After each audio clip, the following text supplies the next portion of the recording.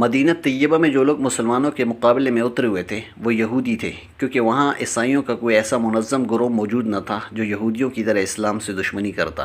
یہاں آیات الہی دونوں گروہوں کے اقوال کی تصدیق کرتی ہے اور ایک دوسرے کے بارے میں یہود و نصارہ دونوں کے اقوال نقل کر کے آخرت میں دونوں کے بارے میں مشرکین عرب کے خیالات نقل کر دیے جاتے ہیں۔ وَقَالُوا لَن يَدْخُلَ الْجَنَّةَ إِلَّا مَنْ كَانَ هُودًا أَوْ نَصَارَىٰ۔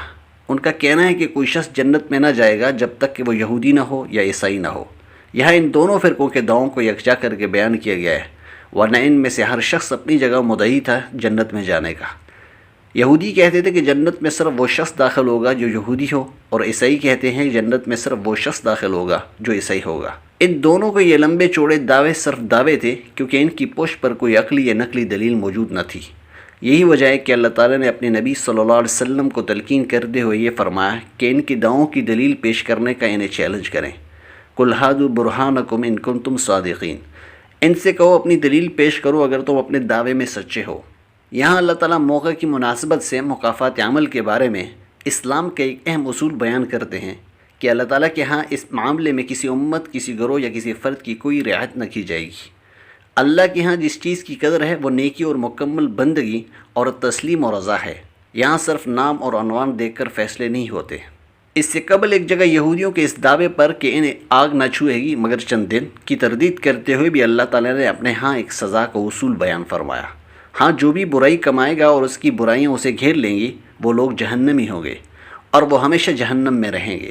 یعنی گناہوں کے مرتکب لوگوں کو سزا صرف اس لیے ہوگی کہ انہوں نے گناہوں کا ارتکاب کیا ہوگا، اس کے علاوہ کوئی نقطہ نظر یا کوئی پہلو اس کا باعث نہ ہوگا کہ انہیں سزا دی جائے۔ غرض نیکی اور بدی میں اللہ کے ہاں جزا و سزا کا یہی اہم اصول ہے، بلا من اسلم وجہہ للہ وہو محسن فلہ۔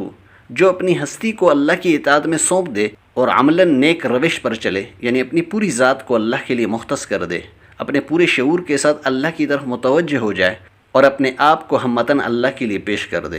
من اسلم وجہہ للہ، جو اپنی ذات کو پوری طرح اللہ کی اطاعت میں سونپ دے۔ اس فقرے میں اسلام کی اہم ترین خصوصیت اور واضح علامت کو بیان کیا گیا ہے، یعنی ایک انسان پوری طرح اللہ کی طرف منہ کر لے، یعنی ہمتاً متوجہ ہو جائے اور مکمل اللہ رب العزت کی اطاعت کو اختیار کر لے، یعنی معنوی طور پر اللہ کے آگے جھک جائے اور عملاً بھی اس کا مطیع و فرمانبردار ہو جائے، جو کہ معنوی رضا و تسلیم کے لیے ظاہری دلیل عملاً اطاعت کا حکم ہوا کرتی ہے۔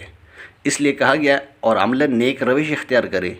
اسلام کی اہم ترین خصوصیت اور نشانیوں میں سے ایک یہ امر ہے کہ انسان کا شعور اور روش، اس کا عقیدہ اور عمل اور اس کا قلبی ایمان اور عمل روش کے درمیان ہم آہنگی پیدا ہو جائے، تب جا کے ایک بندہ مومن اس عطاء الہی کا مستحق قرار پائے گا۔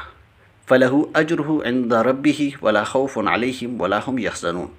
ان کے لیے ان کے رب کے پاس اجر ہے اور ایسے لوگوں کے لیے کسی خوف یا رنج کا کوئی موقع نہ ہوگا۔ ان کا اجر محفوظ اور ان کے رب کے پاس ہے۔ امن اور اطمینان کی ایک عظیم دنیا جس میں کوئی رنج و غم کا عالم تک نہ ہوگا ان کے لیے منتظر ہے، یعنی جنت، اور جنت میں ان کے لیے کسی ملال کا کوئی لمحہ نہ ہوگا۔ جزا کا یہ اصول عام ہے تمام لوگوں کے لیے۔ اللہ کے ہاں کسی کی رعایت یا کسی کی کوئی شان محبوبیت نہیں ہے۔ اللہ تو صرف تقوی دیکھتا ہے، اور اللہ کے ہاں جس چیز کی قدر ہے وہ اطاعت الہی ہے کہ انسان اپنے آپ کو اللہ کے سپرد کر دے۔